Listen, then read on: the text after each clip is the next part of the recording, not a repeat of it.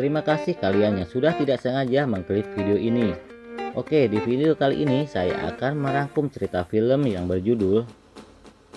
Dan sebelum lanjut menonton, tidak ada salahnya teman-teman bantu saya dengan memencet tombol subscribe agar teman-teman sekalian tidak ketinggalan video terbaru dari saya. Tanpa berlama-lama lagi, yuk ikuti alur ceritanya. Di awal film kita diperlihatkan dua orang sedang menonton TV, dan nama pria tersebut bernama Sajin dan yang wanita bernama Jian. Diketahui mereka berdua ini adalah pasangan suami istri. Namun Jian ini merupakan istri kedua dari Sajin, di mana istri pertama Sajin sudah lama dicerainya. Lalu kemudian Sajin mengajak istrinya pergi ke kamar. Di dalam kamar Sajin mencoba membujuk istrinya. Setelah bernegosiasi, akhirnya mereka berdua pun melakukan wik-wik.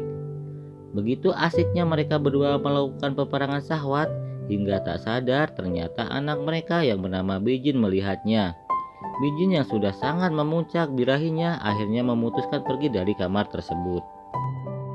Keesokan harinya terlihat mereka bertiga sedang melakukan sarapan bersama.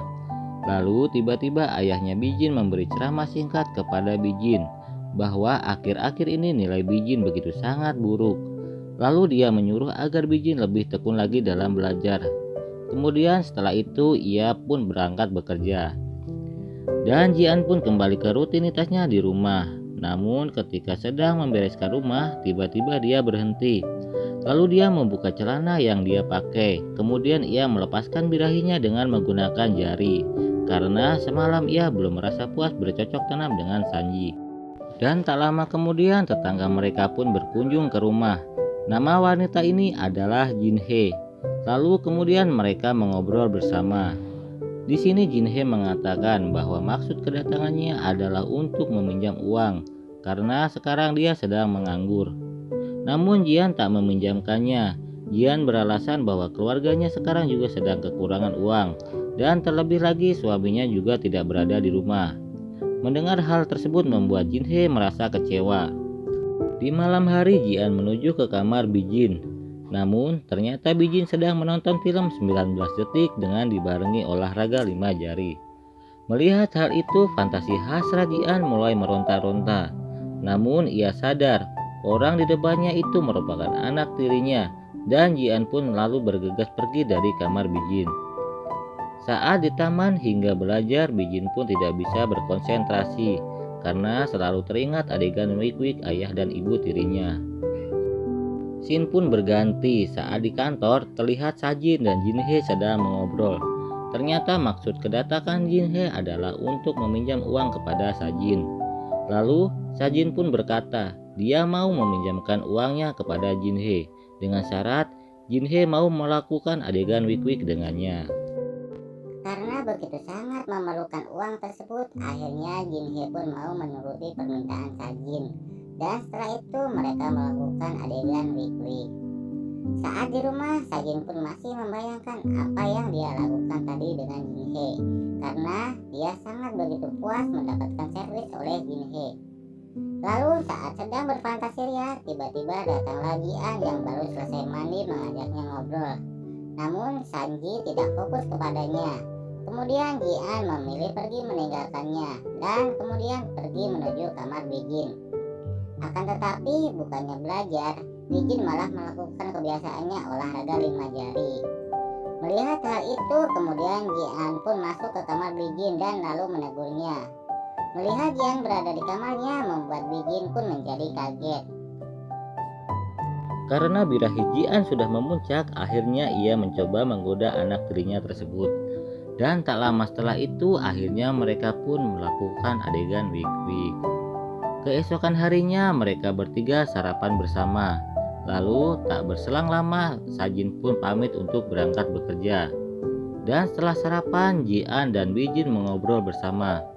Karena melihat situasi rumah sudah aman, lalu Jian menggoda lagi anak tirinya dan menyuruh Bijin masuk ke kamar. Setelah itu mereka melakukan adegan wik-wik. Scene pun berganti, terlihat Sajin dan Jinhe sedang melakukan proses bercocok tanam.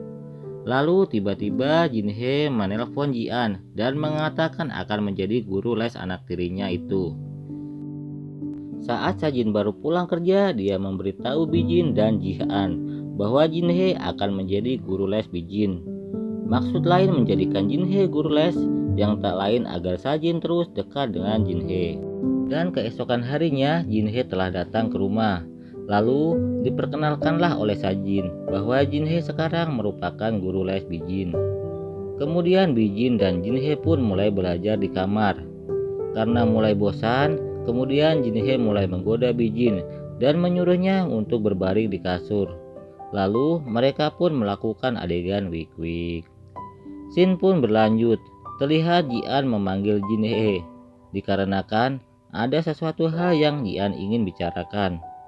Mereka pun lalu keluar rumah dan mengobrol bersama. Di sini Jin-a mengatakan telah mengetahui semua perbuatan Ji-e dan suaminya. Dikarenakan mereka berdua selalu bertemu diam-diam di belakang Ji-an. Mendengar hal itu membuat Jin-e terkejut, lalu mengakui semua perbuatannya. Lalu Jinhe mengatakan bahwa semua yang ia lakukan karena ia sedang membutuhkan uang dan tidak ada maksud mengganggu rumah tangganya. Setelah itu Jinhe memohon untuk memaafkannya.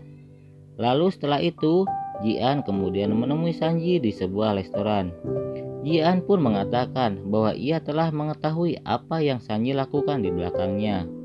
Lalu ia mengatakan akan memaafkan semua kejadian itu asalkan Jian bisa melakukan wik-wik bersama Bijin.